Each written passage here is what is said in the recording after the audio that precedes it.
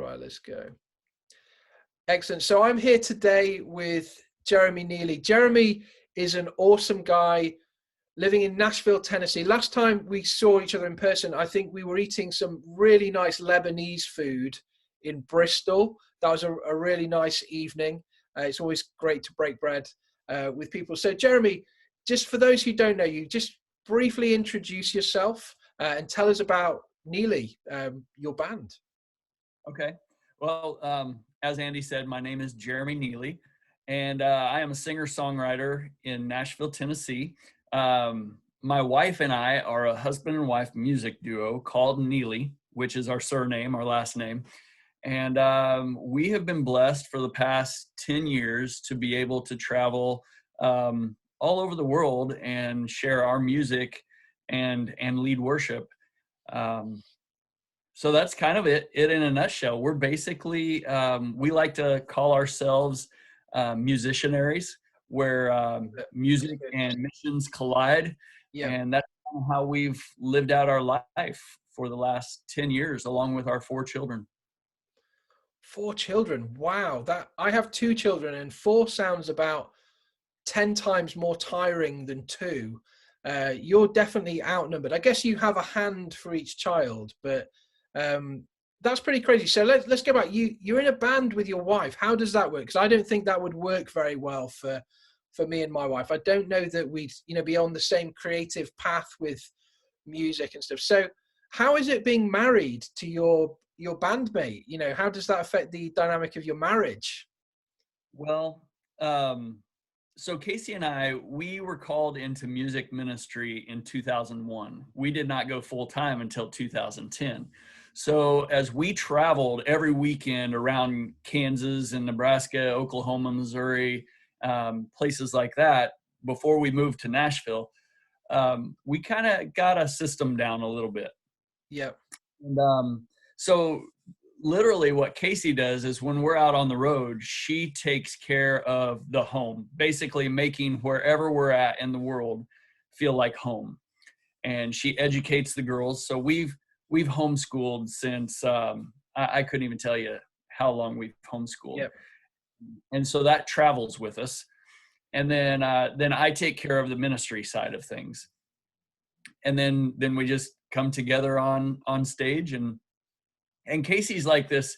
She's like this. It's kind of crazy, really, because she's this super talented, just pure vocalist that really has no desire for any. It's like you see a lot of these ladies or gentlemen out there that's like their sole focus is to be this big name, and she has no desire for that. She just wants to worship Jesus. And so if that's not there, then.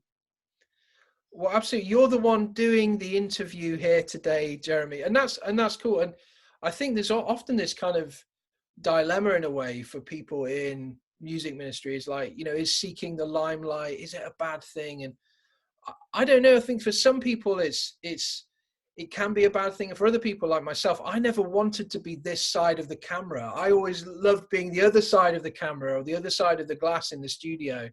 And when we started Homegrown Worship, I felt like God gave me a real boot from behind and said, Andy, you need to share your heart. You need to be public with things.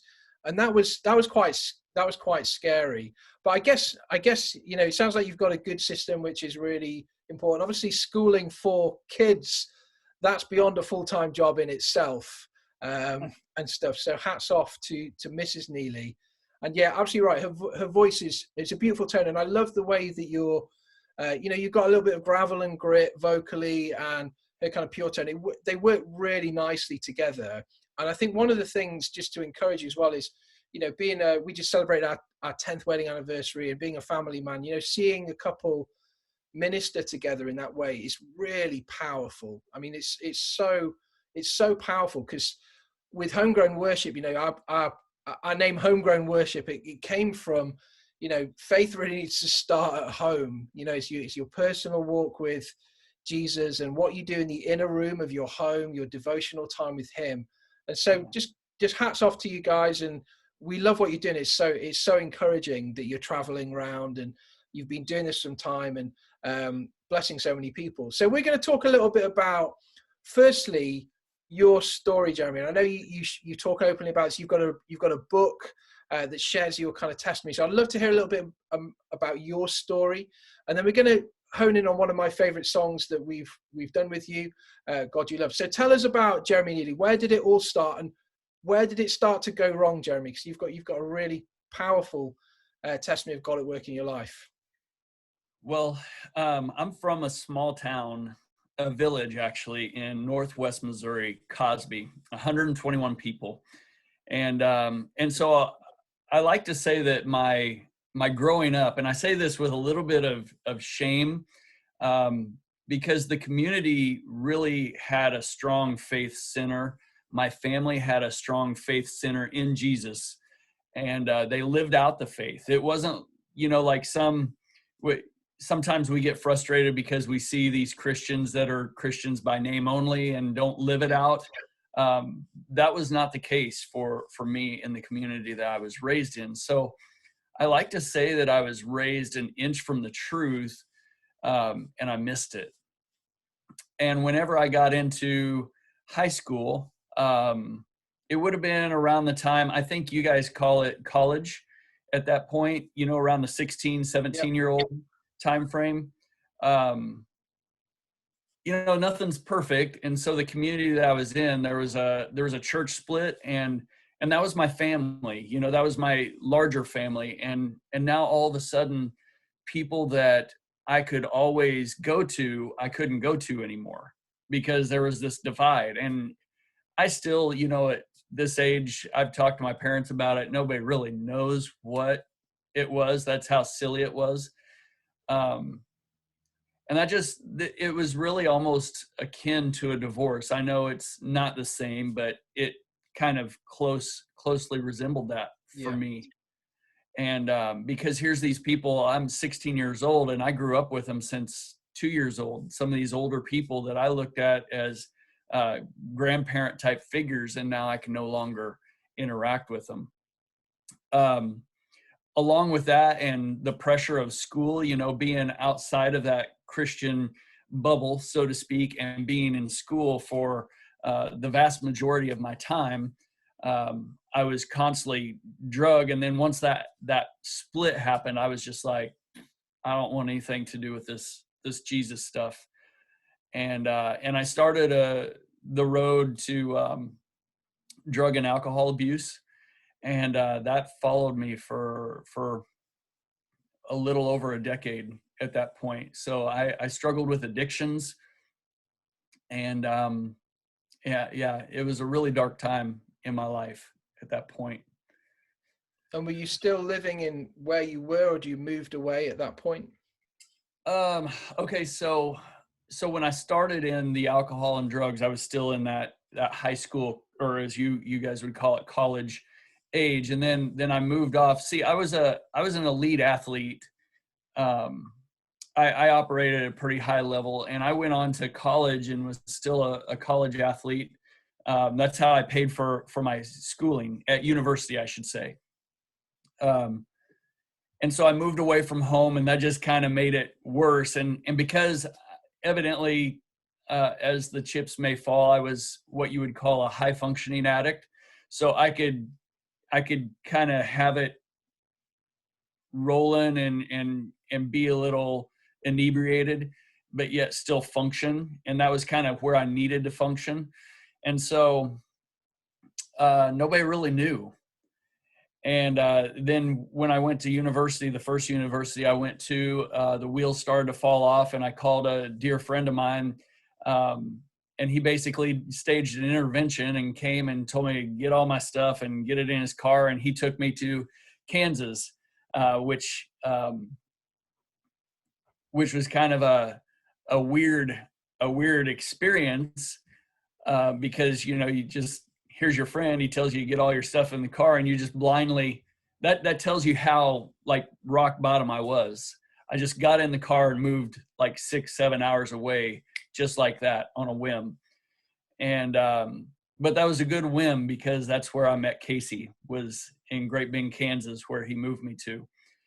And and for a season, because the people surrounded me there, and my teammates in college or in the university I was at, they surrounded me, and so I found less and less need for substance abuse. So it kind of abated a little bit, and then Casey and I met, and we brought some baggage into our relationship, and when all that hit, that sexual baggage, it obliterated me again, because just like that church family, here is the person who is my soulmate. And so this does all kinds of like self-esteem stuff to you, and self-worth, and like I'm not worth I'm not worth waiting for, or some of the crazy thoughts that are going on in my mind. And so it spiraled me into more drug abuse. And Casey and I were married pretty quickly, because we got the cart before the horse. And she became pregnant before we were married. And there was just a real cycle of hurt that was going on. And this was 1996. And then in 1999, in December of 1999, her Uncle John, who I should preface this with, all of her family pulled me in like I was one of their own. So when I call her grandparents grandpa and grandma, it's really because they treated me like their own grandchild. Yeah. Her aunts and uncles treated me like I was their very own nephew. And so it was really a cool situation. But her Uncle John died in his sleep, and it just to coin a phrase and be a little crass, it literally scared the hell out of me, and got me to looking what's beyond death.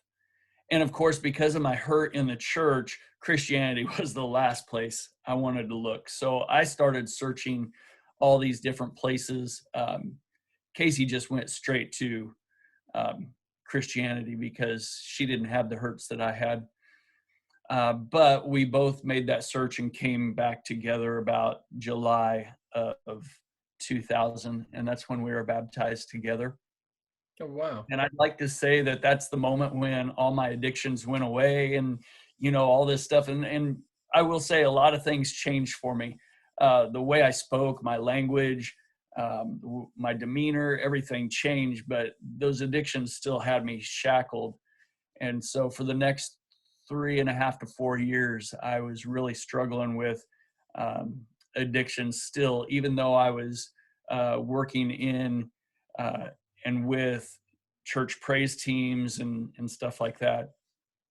Wow. So it really was a very long road, having met you obviously a lot further down the line. You would never know from, hearing you sing and seeing you on stage and ministering, that you've been through these challenges, which have literally been years and years of your life. And it's really interesting to hear your testimony, in that you made the decision to follow Jesus, and things changed, but not everything was fixed in an instant. Now, I think sometimes, people get this preconception that that's how it's supposed to be, but for most people it isn't. Something dramatically does change when you give your life to Jesus and decide to follow him and cast your burdens on him. But it doesn't all change necessarily in an instant. There's nothing necessarily that you've done wrong. I think listening to your story, Jeremy, it just reminds me of how fragile we are as humans, and how complex we are in our situations that we find ourselves in. And we're all broken in different ways. But actually, the thing that's amazing is God comes alongside us, even when we're not perfect, or where he doesn't wait until we're all sorted to get alongside us. And it's encouraging to hear, like, you found support in the family, and God's redeeming that sense of community that maybe you really lost and craved for when the church split. So tell us about the past kind of 15 years or so. You said, things really turned a corner, and tell us about life now. as someone who's, you know, been through this and maybe still recovering in some respects, but tell us about the journey, and how do you continue to engage, because you talk about that kind of freedom that you have in Jesus, and your book is about God's redemption. So tell us about life now. Oh, well, life now is even like for you, I talk about the person I was, and it's so far removed that sometimes I can't believe that I acted that way. I can't believe that I was stuck in those ways, but yet there is a constant renewing and redemptive nature of Jesus. Definitely not there yet. I'm still working on it. Um, but for the past, I'll say for the past probably 12 years, because we miraculously moved to Nashville.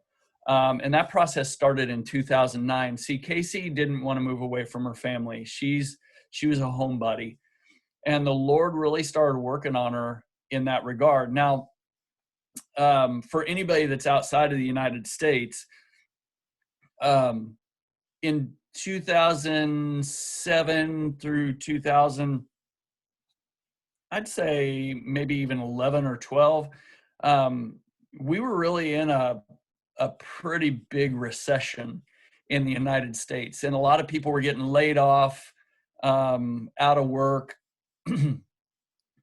And so right in the height of this, 2009, the Lord says, I want you to move from Kansas to Nashville.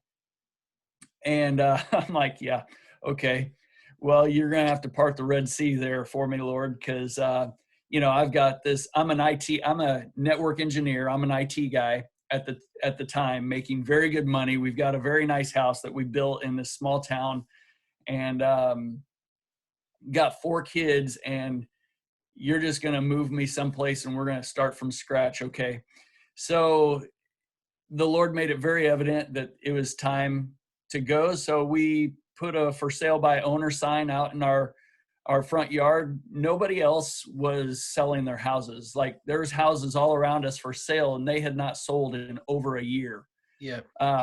Within 3 weeks, we were signing the papers to sell our home for our asking price, without any realtor or advertisement.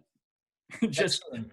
Wow, what a way to do it, through prayer and, you know, proactivity. That's yeah, great. yeah.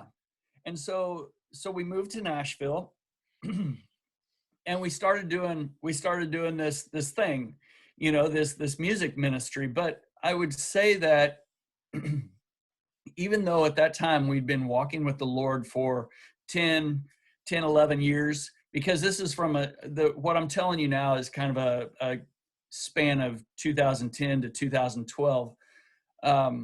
We were still doing things like Nashville does things, like the music industry does things, because of course even though we've been walking with the Lord for that amount of time, we're still very immature in our faith.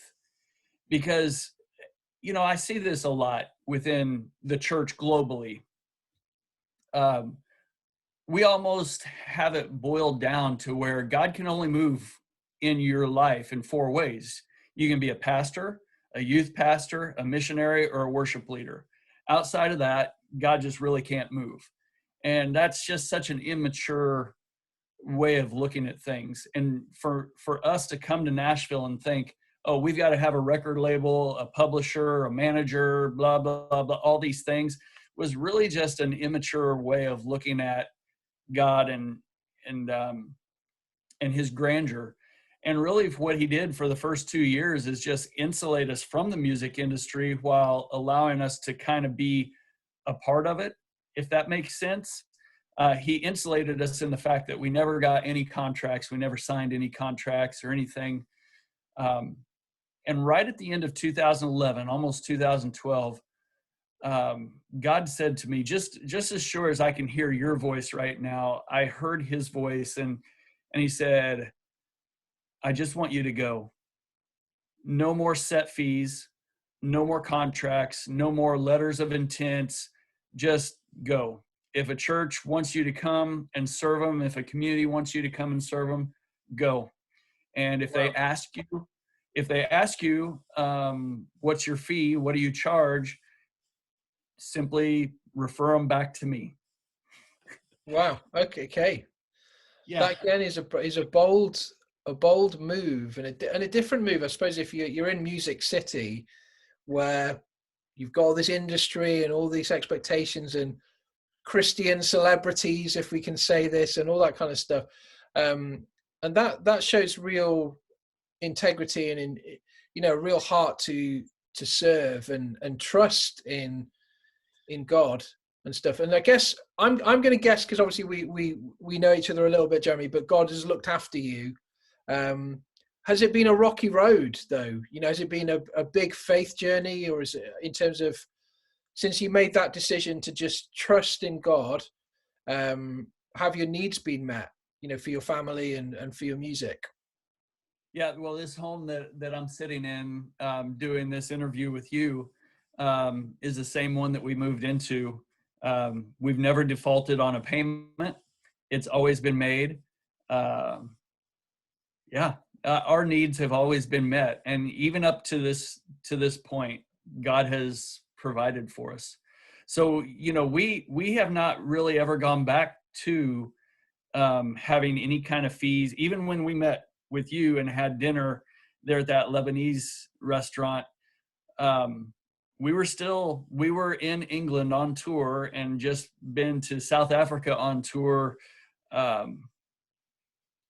with no financial guarantees whatsoever. Wow, that's really trusting, and again, hats off to you, because it's hard, isn't it? Because you've got, with a family of four, you will have overheads. You're not just a single guy living in a van trying to make it.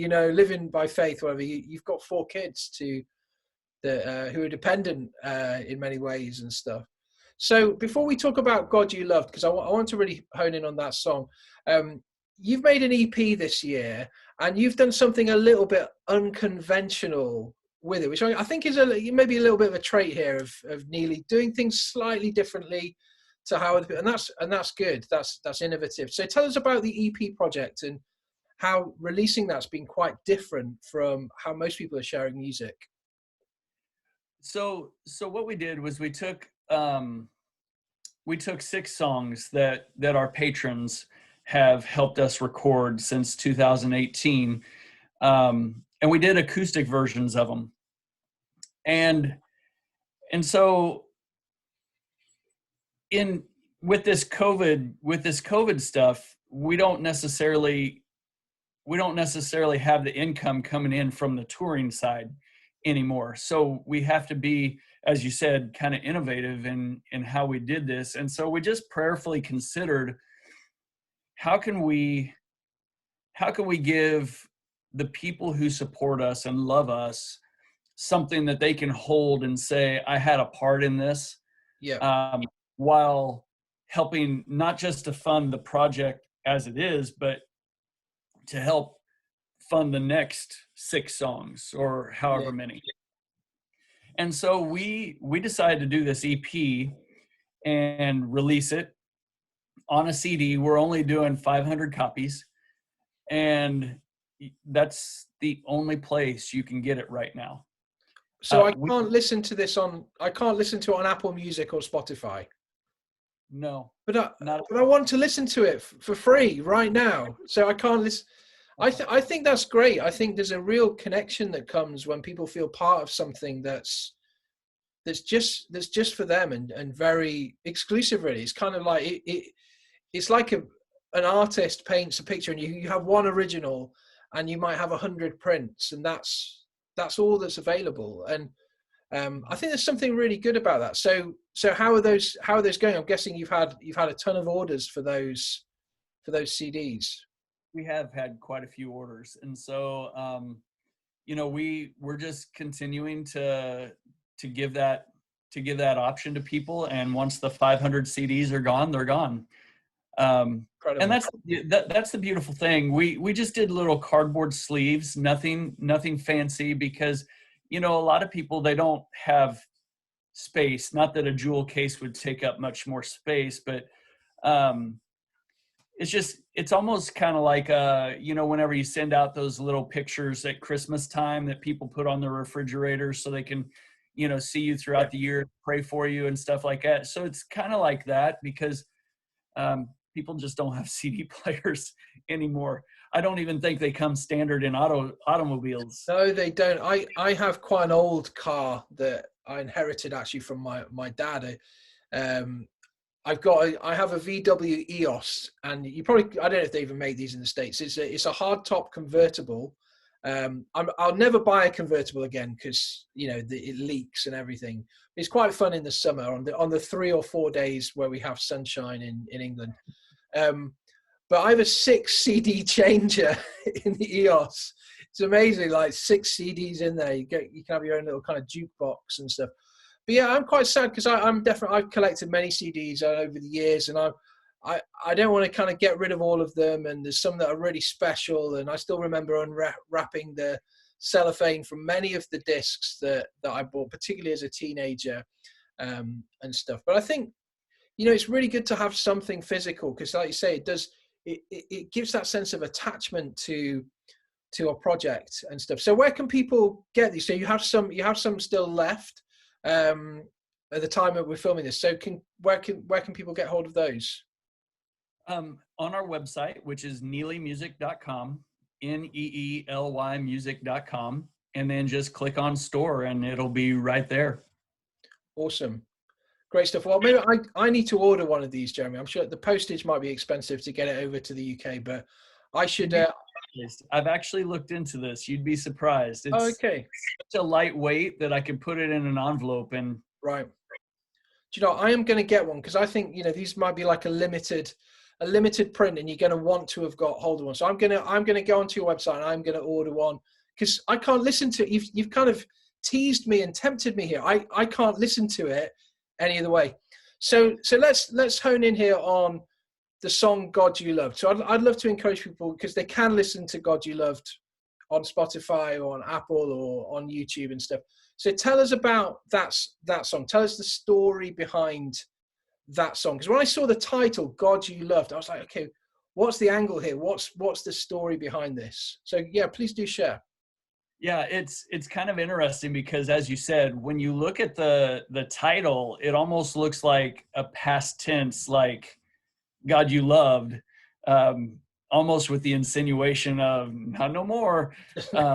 But it's nothing could be further from the truth.